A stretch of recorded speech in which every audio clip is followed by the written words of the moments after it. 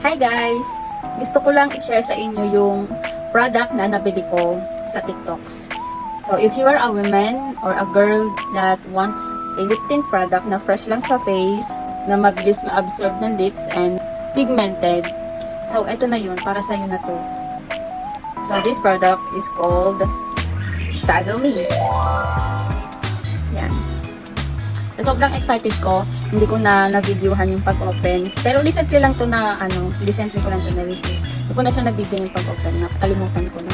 So, pakita ko muna sa inyo yung mga shades. This one is the orangey.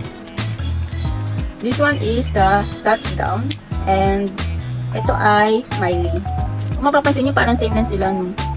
Yan, based sa packaging nila. Pero, sa mga swatches nila, ito sila. Ayan. Ito si touchdown. Ito si orangey. And ito si smiley. Parang same lang itong si touchdown and si smiley. No? Pero ito syempre si orangey. Orangey nga, may pagka-orange siya. Pero dito, si touchdown and si smiley, may difference naman sila kahit pa paano. Ito si touchdown, may pagka-dark red siya.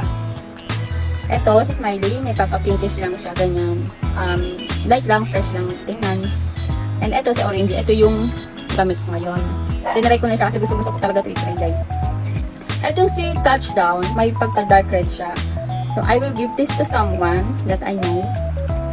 That's why I bought it. Itong touchdown is good siya for morena and sa mga mapuputi, ganyan.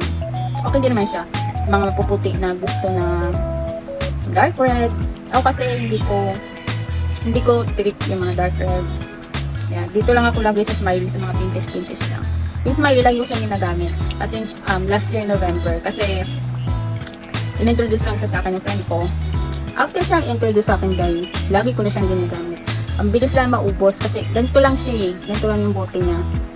Pero, mura lang naman to. Around 80 pesos. Lagi ako nabili sa Watson. Kasi nga, hindi naman ako pala tingin sa TikTok shop. Ganyan. Hindi ako fan ng mga online shop.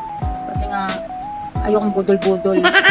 So, thankfully, okay naman yung mga shop sa TikTok na napag-orderan ko. So, hanggat wala pang nabubudol dahil doon na talaga ako bibili. Lagi ako nabili sa Watson ito. And, yeah, every time na nauubos, lagi akong pupuntang Watson. Ganun din yung mga ganap ko. So, after ko siyang, nagtingin ako sa TikTok kasi, recently kasi, wala na akong time pumunta ng mall. And, aside sa, wala akong time, tinatamad ako. Nakatamad naman kasi talaga pumunta sa mall, lalo na kapag hindi ka naman pala labas, hindi ka naman pala gala, kasi hindi mo pa yung gastos, di ba? Pupunta ka lang sa mall para bumili lang ng lip tint. Siyempre, papagastos ka doon, pagkain, kung saan ka man pupunta. So, ito ngayon lagi kong ginagamit, yung smiley.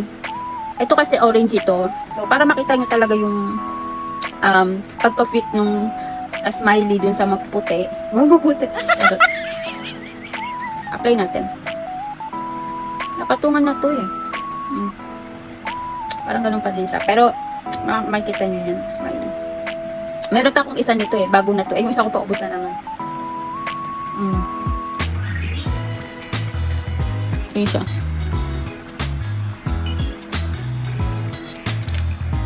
Tada! Yan siya.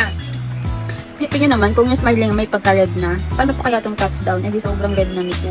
Kung ito lang yung gagamitin ko, yung orangey and yung smiley, itong touchdown, ay pagbibigyan ako nito.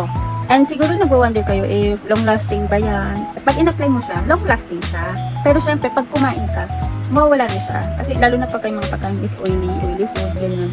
Mawawala na siya syempre. Pero, maliit lang naman siya. Mag-re-apply ka na lang. Mabilis na siya bitbitin, ganyan. Kahit pwede maglakad ka, ganyan. Hawak mo lang siya. Mag-re-apply ka na lang dahil dali-dali lang mag-re-apply. Fresh na fresh pa, bagong-bago pa sa labi. Ganun. Ayos me. Tanggal na naman tayo. I-re-apply ko ulit yung orangey para makita yung difference.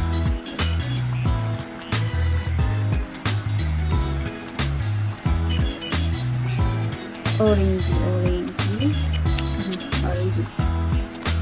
Yun na. Wala na masyadong stick yan ha. Ito na. Orangey yan dye.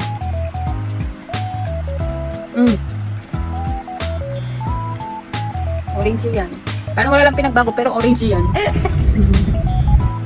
Hindi ko alam kung dahil lang kasi natabunan na siya, ng patong-patong na. Ito namang touchdown, may pagka-dark dark secret. Charot, charing. So, yun lang. Thank you.